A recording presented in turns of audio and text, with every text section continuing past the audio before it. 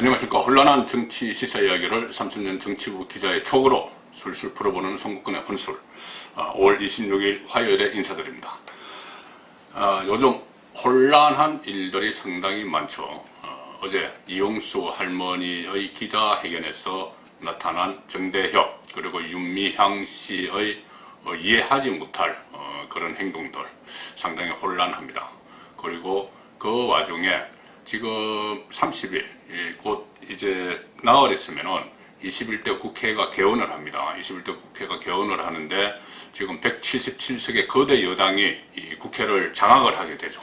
그래서 무슨 일이도 못할 게 없다 이런 그 인식이 범여권 안에서 확산이 되어 있는 것 같은데 여러 가지 이야기들이 나오고 있습니다. 21대 국회에서 벌어질 일들 상당히 혼란스러운 일이 많을 것 같은데 그 중에 하나가 2차 적폐청산몰이가 아닐까 생각이 됩니다. 최근의 정권 안팎에서 정권 안과 그리고 언저리에서 나오는 이야기들을 들어보면 그런 생각이 듭니다. 2차 적폐청산몰이를 예고하고 있다.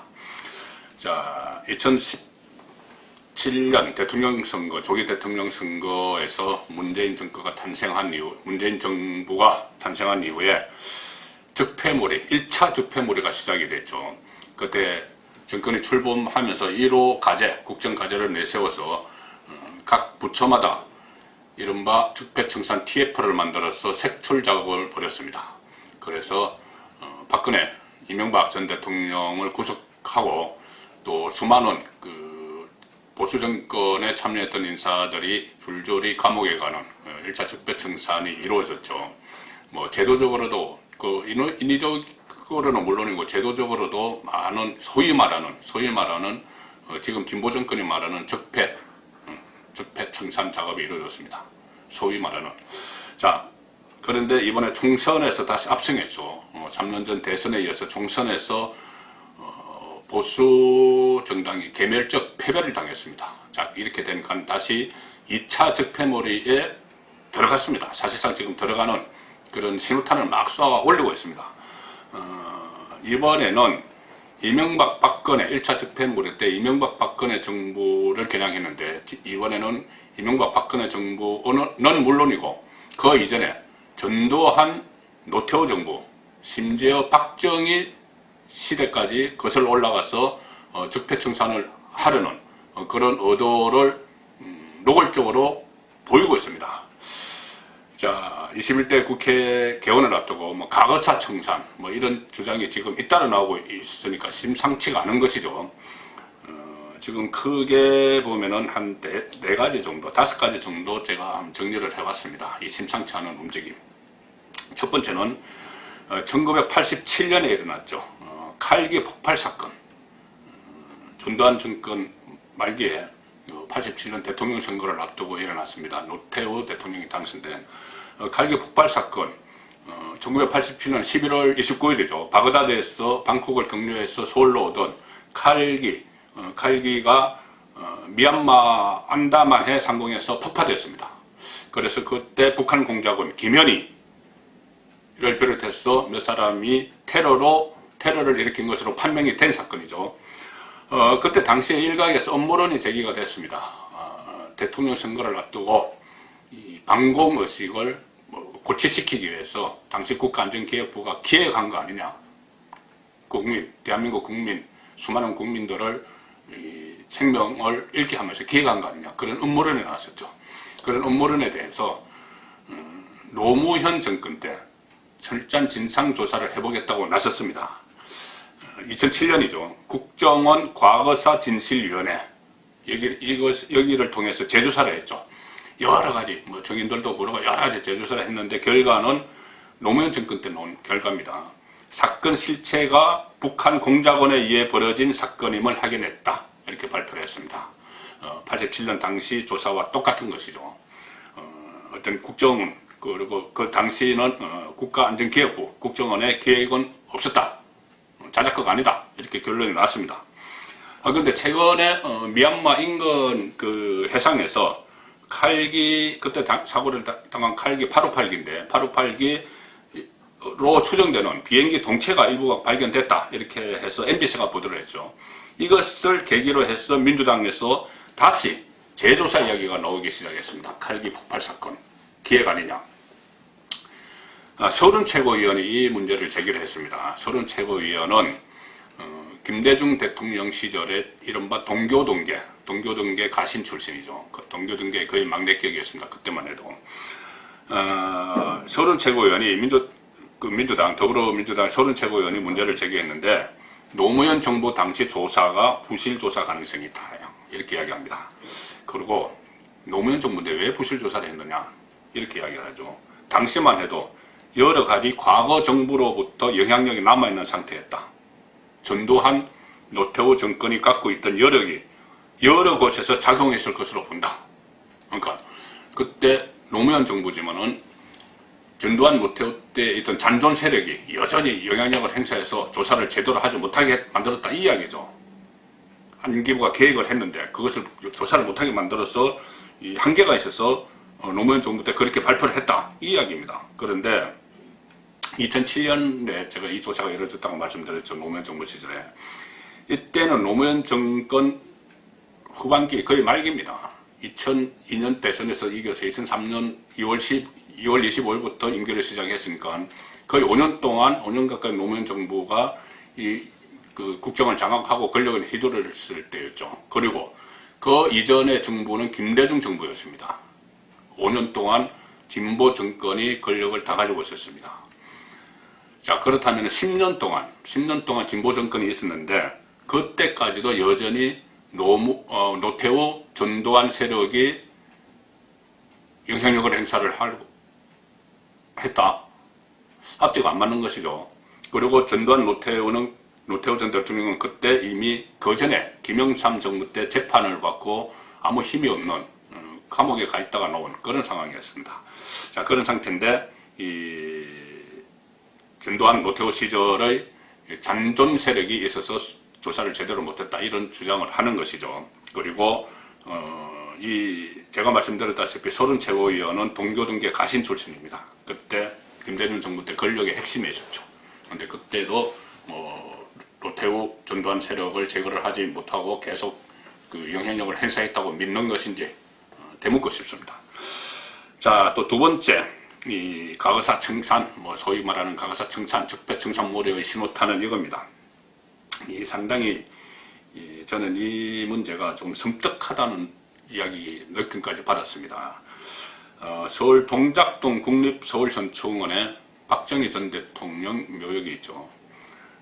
그런데 이 박정희 전 대통령 묘소를 파내자는 말까지 지금 집권당에서 나오기 시작했습니다. 동작동에 국립서울현충원이 있고 그쪽에 국회의원은 동작갑의 김병기 의원, 그 민주당이죠. 또 동작을은 이번에 이수진 당선자가 있습니다. 판사 출신이죠. 이수진 당선자. 이 두 사람이 현충원에서 이런 한 행사에 참석을 했는데 이수진 씨가 이런 말을 합니다. 친일파 무덤을 현충원에서 파묘하자. 현충원에서 파내자는 거죠. 그래서 21대 국회에서는 친일파 파묘법을 만들겠다. 친일파 무덤을 파내는데 법까지 만들겠다. 이렇게 이야기를 합니다. 그러니까 국립묘지에 지금 안장되어 있는 인사들 중에서 친일 행적이 의심되는 사람들의 무덤을 파내서 이장시키자는 겁니다. 지금 대상은 누구라고 아직은 이야기를 안 했죠. 근데 법을 만들면, 친일파 파묘법을 만들면 대상도 거론을 하겠죠. 이렇게 될 겁니다. 아마 지금 좌파 진영에서 과거에 민족문제연구소라는 곳에서 발간한 그 책이 있죠. 친일인명사전. 친일인명사전에 들어있는 사람들 중에서 한 60명, 60명 정도가 지금 국립묘지에 안장되어 있다. 좌파 진영에서 그렇게 이야기합니다. 그렇기 때문에 그 60명을 대상으로 이야기하는 거 아니냐. 이렇게 추론을 해볼 수가 있는데 그 60명 안에 박정희 전 대통령이 들어갑니다. 지금 국립서울현충원에 안장되어 있는데 박정희 전 대통령이 일본군 장교 출신이라고 해서 친일 인명사전에 들어가 있죠. 그래서 이수진 씨의 이 논리대로라면은 박정희 전 대통령의 현충원 묘역도 파헤치겠다는 이야기입니다. 친일 행적에 대해서는 말하자면 길지만은 어쨌든 친일 60명이라고 해도 그 중에 또 6.25 전쟁에 참여한 사람들도 있고 또 우리나라 산업화에 크게 이바지한 사람들도 있습니다. 그런 거 다 묻고 친일 인명사전에 들어가 있는 사람들은 묘역을 파내자 이 이야기를 하는 것이죠. 여기에 대해서 통합당의 그 조성원 청년비대위원이 이런 이야기를 했네요. 파묘는 중국 문화 대혁명이나 조선시대 사화 때 있었던 반인륜적 부관 참시를 연상시킨다. 이야기를 했습니다. 실제로 지금 총선에서 압승한 진보 정권을 보면은 문화혁명, 사화 이런 것도 일으킬 그럴 기세입니다. 세 번째 또 이 군보를 떼는 것이 한명숙 재조사입니다. 한명숙 전 국무총리 뇌물수수 혐의로 9억 원 뇌물수수 혐의로 2년 징역형을 받고 실형까지 다 받았죠. 그런데 최근에 뉴스타파라는 매체에서 인터넷 진보 성향 매체에서 공개한 뇌물을 줬다는 고 한만호씨 비망록 이것을 가지고 검찰 강요로 한명숙에게 돈을 줬다고 허위 진술을 했다. 이런 비망록을 가지고 보도를 하니까 그것을 김태년 원내대표나 민주당 김태년 원내대표 박범계 줄줄이 나서서 재조사를 주장을 하고 있습니다. 그런데 이 비망록은 한명숙 재판 때 검찰에서 이것은 말도 안 되는 비망록이라 해서 오히려 검찰에서 증거로 제출을 했고 그것이 법원에서 채택하지 않은 겁니다. 검찰 진술에서 뇌물을 줬다는 그것을 더 신빙성 있게 재판부가 받고 대법원까지 가서 징역 2년형이 확정됐죠. 대법원 전원 합의체에서 확정이 된 겁니다. 전원 합의로.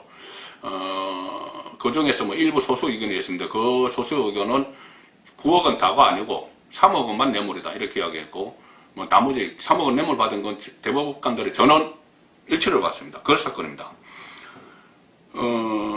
그리고 그때 당시 주심 법관이 지금 대표적인 진보 성향 판사로 꼽히는 이상훈 전 대법관입니다. 진보 성향 판사가 주심 대법관인데 무슨 누명을 씌웠다는 이야기를 지금 하고 있는 것이죠.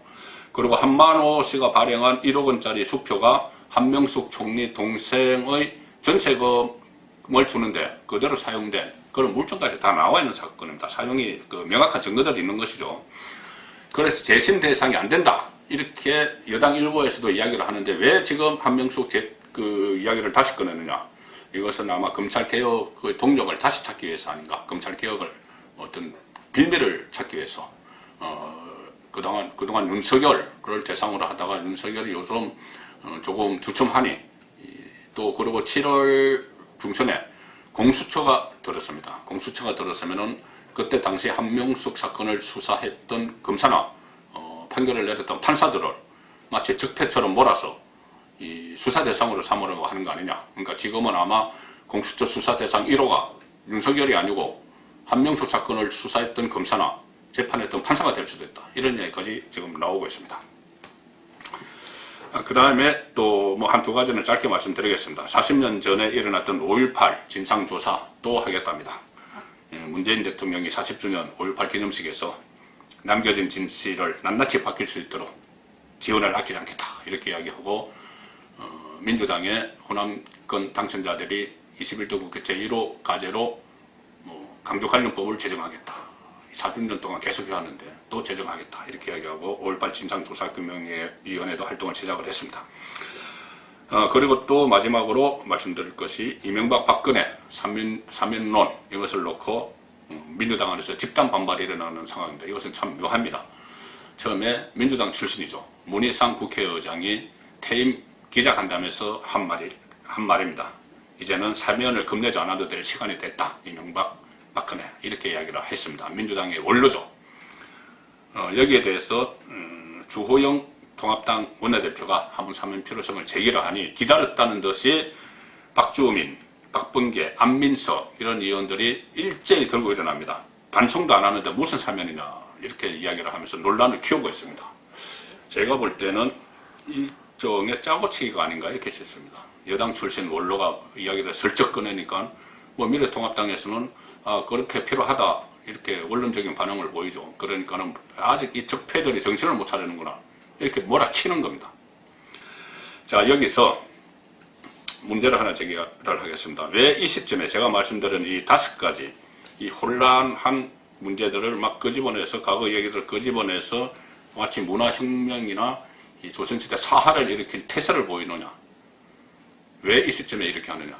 물론 총선에 이겨서 거대 여당이 됐으니 못할 것이 없다. 뭐 이런 그 자만심이겠지만은 정치적 목적은 있겠죠. 저는 단기적 정치적 목적은 지금 현 전국 물타기라고 봅니다. 뭐 오거돈 전 부산시장 지금 경찰 수사 받기 시작했죠.